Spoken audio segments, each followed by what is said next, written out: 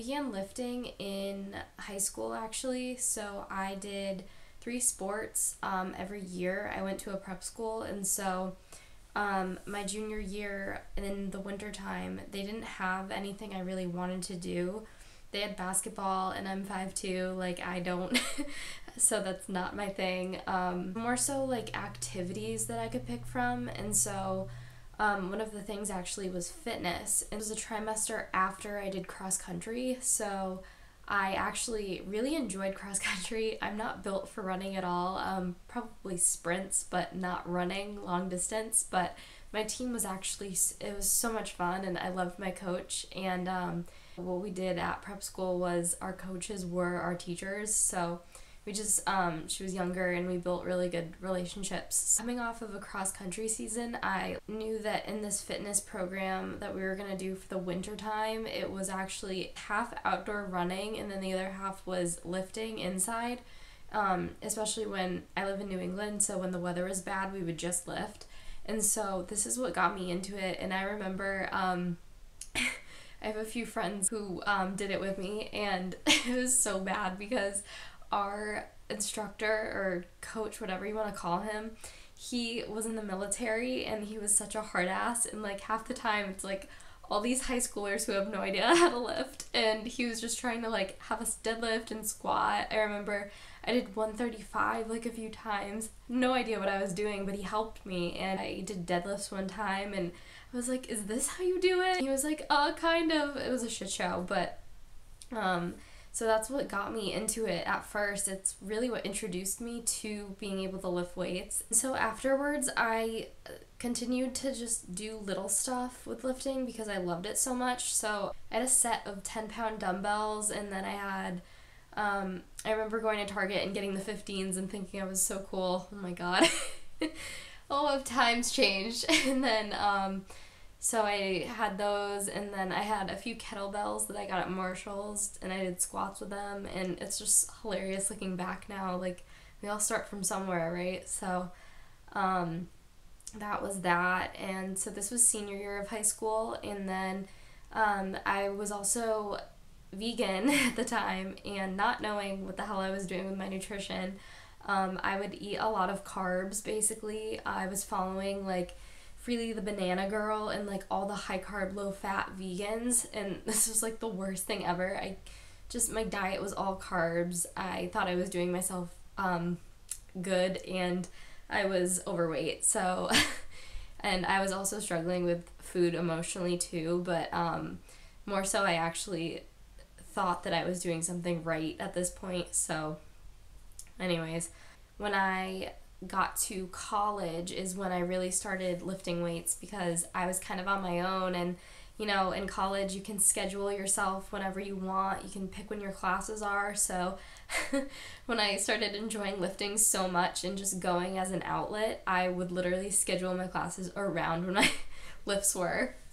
So I would wake up and eat my first meal, and then I would go lift, and then I would have class in the afternoon, or I would have class and then go in between and then go after.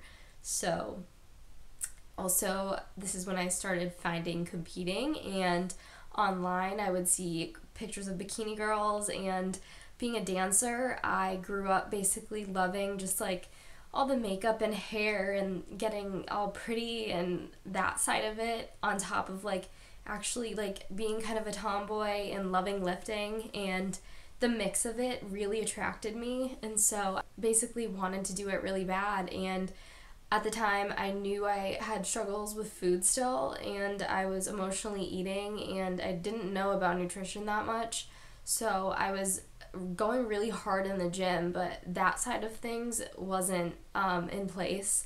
In the meantime, I was just going every day, loving it, doing way too much volume. That's another video in itself, but I was doing way too much in the gym, but I just loved it so much that I just killed myself. I found Omar Isof's channel, and one of his videos had Alberto Nunez in it, and he was demonstrating how to do cable crunches, and so I was like, wow, I never really thought of that, and just watching it, I was really intrigued because it seemed like he knew his stuff, so I was like, where does this lead to? So 3DMJ's channel was linked to this video, right? So I clicked on it, found their whole podcast, and just binge watched all of them. I fell in love with the coaches before I even talked to any of them, and I knew that if I wanted to compete in the future, I had to get my ass in gear and really plan for it ahead of time because I wanted to do it so bad. As you get older, you really have to be organized about stuff. That's what you end up realizing. And so it wasn't something I wanted to mess with. And right from there, I sent them an email and inquired about being a client, got signed up with Jeff, and it all bloomed from there. So I sent Jeff my check-in pictures for the first time. It was daunting. I looked horrible, not even out of shape, but kind of overweight. And so in order to prep, he needed to teach me how to actually fuel my body. I had a mindset that I needed more food than I actually did because I earlier on in high school restricted way too much, and so I think I always had this idea in my head that I can't restrict myself anymore, but I was actually eating too much. So much of my journey has been following just like a balance and finding that balance, because I think people have such an idea of, oh, fitness needs to be this and that, or black and white. It can only be these foods and not this. Like, I really want to preach balance to people, and even being a competitor, I believe in balance. So once I started working with Jeff, we got me to a healthy place. Body weight wise, I kind of roamed around the 126s, 128s, and then we started prep from there in that January. So this was January of 2018. And so I think something he did with me that I preach to everyone is I did a diet before my diet. So before I started prepping, I got in a healthy place where I needed to be. I don't think it's ideal to lose 30 pounds right away. And I think in the midst of this too is you develop habits when you diet, and you kind of learn how to cope with things the right way. And so I think this is definitely needed before you even think of starting prep, because it's such an extreme that if you can't do like the mediocre version, then it's going to be extremely hard for you.